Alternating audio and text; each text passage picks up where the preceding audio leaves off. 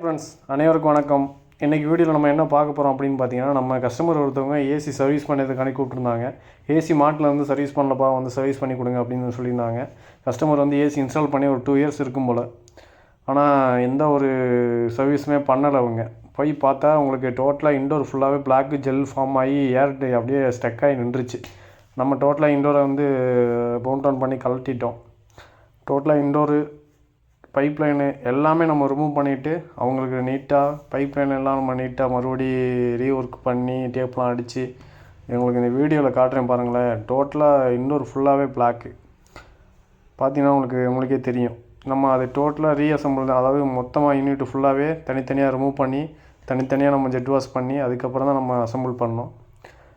நிறையா வீடியோவில் வந்து நிறையா பேர் கேட்குறீங்க சர்வீஸ் எப்போ பண்ணணும்னு.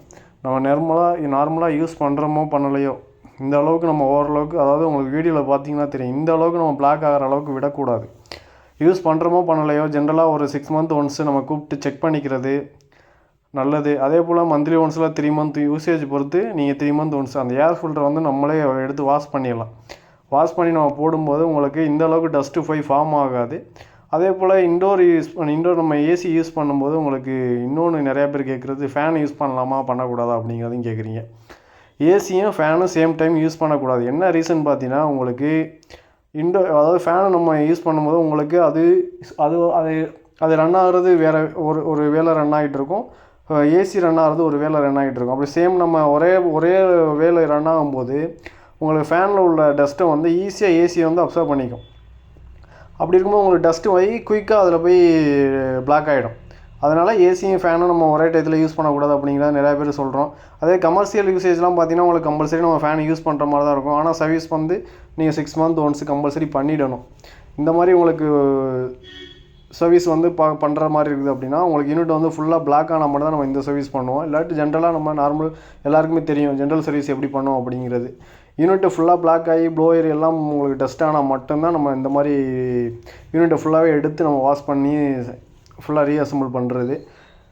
நிறைய பேர் என்ன பண்ணுறாங்க அப்படின்னா, இப்போ நம்ம இந்த கவர் மாதிரி ஒரு பிளாஸ்டிக் கவர் மாதிரி போட்டு யூஸ் பண்ணி சர்வீஸ் பண்ணுறாங்க. அதில் வந்து உங்களுக்கு 100% சர்வீஸ், அதாவது டஸ்ட்டு ஃபுல்லாக க்ளீன் ஆகாது. அது வந்து அதாவது சர்வீஸ் பண்ணுறவங்களுக்கே அது தெரியும். ஏன்னா அந்த காப்பர் காயிலோட பேக் சைடும் ப்ளோயரோட உள்ளேயும் வந்து உங்களுக்கு ஃபுல் டஸ்ட் இருக்கும். அது வந்து உங்களுக்கு ஃபுல்லாகவே 100% க்ளீன் ஆகாது. ஒரு 80%, 50 to 80% தான் க்ளீன் ஆகும்.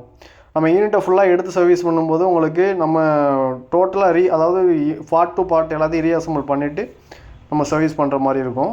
அப்படி பண்ணும்போது உங்களுக்கு 100% சொல்யூஷன் கிடச்சிரும். அதாவது யூனிட் எடுக்கும்போது என்ன துரோ இருந்ததோ, இன்ஸ்டால் பண்ணும்போது என்ன துரோ இருந்ததோ அது அப்படியே இருக்கும். நம்ம டோட்டலாக எல்லாமே சர்வீஸ் பண்ணிவிட்டு கஸ்டமருக்கு நம்ம எல்லாமே அதாவது நம்ம எப்போவுமே சைட்டில் வந்து கஸ்டமருக்கு எல்லாமே தெளிவாக எக்ஸ்பிளைன் பண்ணிடுவோம். பண்ணிவிட்டு தான் நம்ம ஒர்க் எப்போவுமே ஸ்டார்ட் பண்ணுறது. அதே போல் நம்ம இதை வந்து ஃபுல்லாகவே சைட்டெல்லாம் நம்ம ஒர்க்கை முடிச்சுட்டு ப்ரெஷர் ஹோல்டு பண்ணி எப்படி இருக்குங்க செக் பண்ணிவிட்டு கேஸ் எல்லாம் கரெக்டாக இருக்குங்க கஸ்டமருக்கு லைவாகவே காட்டிட்டு அதுக்கப்புறம் ரன் பண்ணி காட்டி எக்ஸ்பிளைன் பண்ணிவிட்டு அதுக்கப்புறம் தான் நம்ம அங்கேருந்து கிளம்புறது. இந்த வீடியோவில் எதனா டவுட் இருக்குது, எதனா தெரிஞ்சுக்கணும் அப்படின்னா நான் டேரெக்டாக வாட்ஸ்அப் லிங்கில் போய் எனக்கு மெசேஜ் பண்ணுங்கள். தேங்க்யூ.